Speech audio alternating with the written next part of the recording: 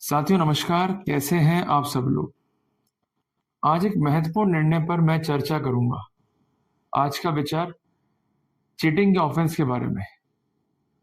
हम सब जानते हैं कि जब भी हम केस लड़ते हैं चीटिंग का, तो अमूमन क्या होता है कि परिवादी ये कहता है कि मुझसे आरोपी ने रुपए उधार लिए, या मुझसे आरोपी ने किसी काम के पेटे पैसे लिए और वो पैसे आरोपी हजम कर गया। और आपका एक ही डिफेंस होता है कि ये बेसिकली एक सिविल डिस्प्यूट है, और जहां भी सिविल डिस्प्यूट है, ऐसी स्थिति में आपराधिक मामला दर्ज नहीं किया जा सकता। और आपकी ये बात सपोर्ट होती है from multiple judgment of honourable supreme court as well. पर साथियों, जहां पर आपके सामने विभाग होता है और मामला जुड़ा होता है कुछ डॉक्यूमेंट के फैब्रिकेशंस को लेकर के, तो ऐसे सिनेरियो में इतना आसान नहीं होता है चीटिंग के मामलों को कॉन्टेस्ट करना। तो वहां पर क्या करें, क्या क्या हमारे दावपेच होने चाहिए ताकि हम सक्सीड हो सके फ्रॉम द फॉल्स प्रोसिक्यूशन। तो अगर आप जानना चाहते हैं इन स्थितियों के बारे में and really you want to update your information, please एक नोटबुक साथ लेके बैठिए विद पेन और पेंसिल, और जो कुछ बता रहा हूं उसको नोट डाउन करते हुए चलिए। इस बिंदु पे सबसे महत्वपूर्ण और जो रिसेंट फैसला है यह है ऑनरेबल सुप्रीम कोर्ट का, जिसका साइटेशन है 2025 live law page number 893। Judgment जो है पारित किया है ऑनरेबल सुप्रीम कोर्ट ने, और जजमेंट का डेट है 10/9/2025। इस केस में अक्यूज्ड को चार्जशीट किया गया एज पर सेक्शन 420 आईपीसी। इस मामले में अक्यूज ने एक पिटिशन दाखिल करी ऑनरेबल हाईकोर्ट में फॉर क्वैशिंग। उसको राहत नहीं मिली, तो अंतोगत्वा अक्यूज पर्संस ने बिफोर ऑनरेबल सुप्रीम कोर्ट जो है पिटिशन दाखिल करी, जिसमें वो लोग सक्सीड हो गए। पर वो सक्सीड क्यों हुए, क्यों का उत्तर ढूंढना हमारे को। इसके लिए रीजनिंग्स को जो है नोट डाउन करना पड़ेगा। साथियों, जब भी कोई बिल्डिंग बनती है ना, तो उसके पर्पस होते हैं, whether it will be used as residential purpose और फॉर कमर्शियल पर्पस। यहां पर केस क्या है कि जो कंसर्न एप्लीकांट है वो एक सोसाइटी है जिसका नेम है JVRR एजुकेशन सोसाइटी, और ये रन कर रही थी कॉलेज को वर्ष 2016 से। वर्ष 2018 में इनके अकाउंट्स की स्क्रूटनी हुई, तो ये पाया डिस्ट्रिक्ट फायर ऑफिसर ने कि हमारे डॉक्यूमेंट की एक झूठी एनओसी को तैयार किया गया, जिसको हम कहेंगे फैब्रिकेटेड एनओसी, और उसके बेसिस पे रिकॉग्नाइजेशन सर्टिफिकेट जो है प्राप्त किया गया from the school education department, ताकि ये अपना कॉलेज जो है वो रन कर सके। तो अल्टीमेटली एक रॉन्गफुल बेनिफिट लिया गया एक गलत दस्तावेज के आधार पे। उसने इस मामले में जांच करके अपनी रिपोर्ट जो है सौंपी संबंधित थानाधिकारी को। जब डॉक्यूमेंट का अवलोकन किया थानाधिकारी ने, तो अपरेंटली ये केस दिख रहा था कि इसमें फॉर्जरी भी हुई है, चीटिंग भी हुई है। तो उन्होंने क्या करा, FIR जो है दर्ज कर ली section 420, section 465, section 468, section 471 IPC के तहत। इस मामले में उन्होंने जांच करी, पर जांच के बाद जो चार्जशीट रिकॉर्ड पर आई उसमें थी सिर्फ धारा 420 आईपीसी।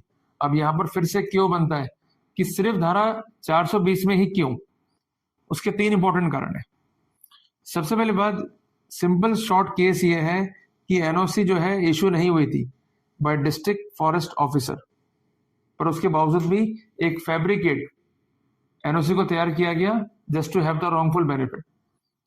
पर जिस डॉक्यूमेंट के बेसिस पे ये किया गया वो डॉक्यूमेंट ओरिजिनल नहीं था, basically it was a xerox copy. भरसक प्रयास कर लिए पुलिस ने डॉक्यूमेंट को रिकवर करने के, पर डॉक्यूमेंट रिकवर नहीं हुआ।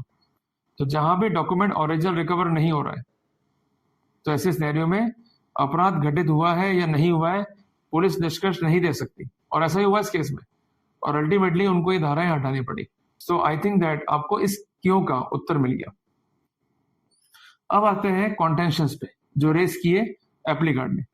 इनका कहना यह है कि जिस बिल्डिंग में हम लोग अपना इंस्टीट्यूशन रन कर रहे हैं वो गवर्न है by national building code of India से, जिसका नियम नंबर है 4.6.1.4। ये मैं इसलिए आपको लिखवा रहा हूं क्योंकि जब भी आप लोग जाते हो हाई कोर्ट या सुप्रीम कोर्ट में रिगार्डिंग द क्वेश्चन पिटिशन, आप लोग आर्ग्यू करते हो फैक्ट्स के ऊपर। आप फैक्ट्स पे आर्ग्यू करने की बजाय आप लोग आर्ग्यू करो लॉ पॉइंट पे। तो इनका पहला लॉ पॉइंट क्या था कि जो कंसर्न नॉर्म्स है वो ये कहता है कि अगर किसी बिल्डिंग को यूज किया जाएगा फॉर एजुकेशन पर्पस और उसकी हाइट अगर 15 मीटर से कम है तो ऐसे सिनेरियो में जो कंसर्न फायर डिपार्टमेंट है उससे कोई भी एनओसी की रिक्वायरमेंट नहीं है, और जो हमारी बिल्डिंग है उसकी हाइट 15 मीटर से कम है। ये था पहला अटैक। इनका कहना यह है कि जो डिपार्टमेंट ऑफ एजुकेशन है इसकी शुरू से नीयत खराब थी। जब हमारा कंसेंट डॉक्यूमेंट का रिन्यूअल का टाइम आया तो हमने उसको अप्लाई किया, तो इन्होंने क्या बोला कि आप डॉक्यूमेंट लाइए फायर डिपार्टमेंट से। हमने कहा इसकी आवश्यकता नहीं, तो इन्होंने हमारे आवेदन पे कोई विचार ही नहीं किया। हम अल्टीमेटली हाईकोर्ट चले गए, हमने रिट फाइल करी और हाईकोर्ट ने रिट को जो है अलाउ कर दिया और डायरेक्शन दिए गए कि आप इनका जो एप्लीकेशन है रिन्यूअल का इसको कंसिडर करेंगे और इसके लिए इंसिस्ट नहीं करेंगे कि कंसर्न फायर डिपार्टमेंट से कोई एनओसी लाकर जो है ये आपको सौंपे।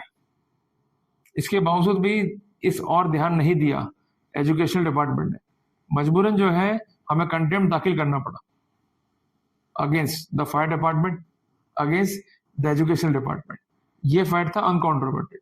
और एक बात ध्यान रखिएगा कि जो भी फैक्ट अनकॉन्ट्रोवर्टेड है उसको कंसिडर कर सकता है high court and even supreme court, इसमें कोई भी जो है बार नहीं है। इनका कहना यह था कि as a matter of revenge ये पिटिशन जो है फाइल हुई है जिसके माध्यम से जो एप्लीकेंट्स हैं वो हैरेसी हो रहे हैं। तो कुल मिलाकर के गेस्ट को देखें तो मामला इतना सा है कि जो एप्लीकेंट है उसने यूज किया एक फैब्रिकेटेड एनओसी को जो कि जारी नहीं हुई है बाय द फायर डिपार्टमेंट, और जिसके बेसिस पे एक सर्टिफिकेट जो है प्राप्त किया गया है फ्रॉम द एजुकेशन डिपार्टमेंट ताकि इंस्टीट्यूशन को रन किया जा सके। पर सबसे इंपॉर्टेंट बात यह है कि जिस एनओसी की रिक्वायरमेंट ही नहीं थी उससे क्या अनावश्यक लाभ आरोपीगण को मिला। साथियों यहां पर जोर दिया डिफेंस काउंसिल ने on the element of section 420 of IPC, जिसको हम कॉमनली कहते हैं चीटिंग के अपराध। क्या है इसके महत्वपूर्ण तत्व? सबसे पहला एलिमेंट है डिसेप्शन के लिए this a requirement to make a false representation, और इसके द्वारा ऐसा किया जा रहा है उसको इस बात की जानकारी है, ही नोज, या उसको रीजन है टू बिलीव कि ये जो स्टेटमेंट है ये फॉल्स है। दूसरी बात है कि जो व्यक्ति विशेष है ही इज एक्टिंग फ्रॉडुलेंटली और डिसऑनेस्टली, जिसके कॉन्सिक्वेंस में he is going to induce such person. तीसरी इंपॉर्टेंट बात है कि जिसको इंड्यूसमेंट हुआ है he must be compelled to deliver any property और वैल्यूएबल सिक्योरिटी। और चौथी बात है he is to be compelled to consent that any person could retain the property. कुल मिला के रॉन्गफुल लॉस कॉज हो रहा है विक्टिम को और रॉन्गफुल गेन हो रहा है अक्यूज्ड को। So in nutshell we could say कि acting intentionally to induce that person to do और omit to do anything which he would not do or omit, अगर उसको डिसीव नहीं किया जाता तो ऐसा एक्ट करके केवल और केवल हम कॉज कर रहे हैं रॉन्गफुल गेन खुद को और रॉन्गफुल लॉस विक्टिम को। क्लियर हो गया? अब आते हैं एक महत्वपूर्ण कॉन्टेक्स्ट में, वो है the word dishonestly and fraudulently. इन शब्दों को भी जो है डिफाइन किया गया है धारा 24 और धारा 25 आईपीसी में। सार यही है कि there must be wrongful gain to the accused and wrongful loss to the victim, जिसके लिए धारा 23 आईपीसी भी काफी इंपॉर्टेंट है।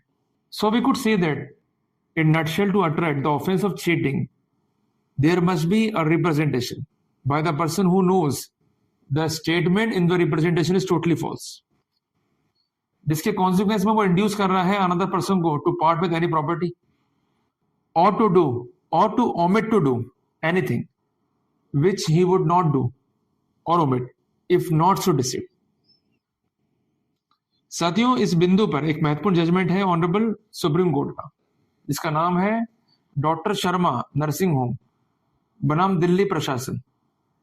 साइटेशन है 1998 volume 8 SCC page number 745। mere deception by a person would not be sufficient to attract cheating। Deception के लिए ये एलिमेंट फाइल पे होनी चाहिए कि he was acting either fraudulently और dishonestly. Mere submissions are not sufficient. इसके अलावा एक महत्वपूर्ण जजमेंट है ऑनरेबल सुप्रीम कोर्ट का, जिसका साइटेशन है हृदय बनाम स्टेट ऑफ बिहार साइटेशन है 2000 volume 4 SCC page number 168. To constitute cheating, two elements are important. Number one, dishonestly induced to deliver property, and the person so induced to do or omit to do an act if not so deceived. तो कुल मिला के inducement जो है ये आवश्यक है, and it must be कॉन्सिक्वेंटल part of acting fraudulently और डिसऑनेस्टली. ये आप जो है नोट डाउन कर लीजिए. कोर्ट ने कहा कि यहां पर जो मूल दस्तावेज है इसके आधार पर फॉर्जरी हुई है, जो कि बेस डॉक्यूमेंट है, वो फाइल पे नहीं. और इसके अलावा कई ऐसे महत्वपूर्ण जजमेंट है जहां पर ये ऑब्जर्व किया गया है. To constitute cheating and forgery it is required to show that the accused has made the false document. और ये व्यू सपोर्ट करता है इवन सुप्रीम कोर्ट का एक महत्वपूर्ण जजमेंट जिसका साइटेशन है 2018 वॉल्यूम 7 SCC पेज नंबर 58. तो इस केस में कोर्ट ने क्वेश्चन कर दिया प्रोसीडिंग्स को, पर जो हमारा क्यों है जो अभी तक अनआंसर्ड है, ऐसा क्यों किया. देखिए, जो भी एनओसी रिक्वायर्ड थी उसका कोई भी यूज नहीं करा अक्यूज पर्सन ने, क्योंकि एनओसी रिक्वायरमेंट थी नहीं. और दूसरी इंपॉर्टेंट बात है कि जो कंसेंट एनओसी है जो कि फॉर्ज हुई है वो मूल रूप से पेश नहीं हुई है. दोनों ही इंपॉर्टेंट एलिमेंट लैक कर रहे थे फाइल पे. इन्हीं दोनों बिंदुओं को देखते हुए कोर्ट ने प्रोसीडिंग को जो है क्वेश्चन कर दिया. अगर आपके केस में ऐसे अलामत हैं then definitely you may plan for the question और फॉर डिस्चार्ज. तो मैं उम्मीद करता हूं कि मैंने आज एक महत्वपूर्ण टॉपिक पर आपको एनलाइटन किया. कोई भी क्वेरी है please feel free to write in the comment box. I will try to answer. जल्दी मिलते हैं एक नए टॉपिक के साथ. टिल देन, जय हिंद, जय भारत.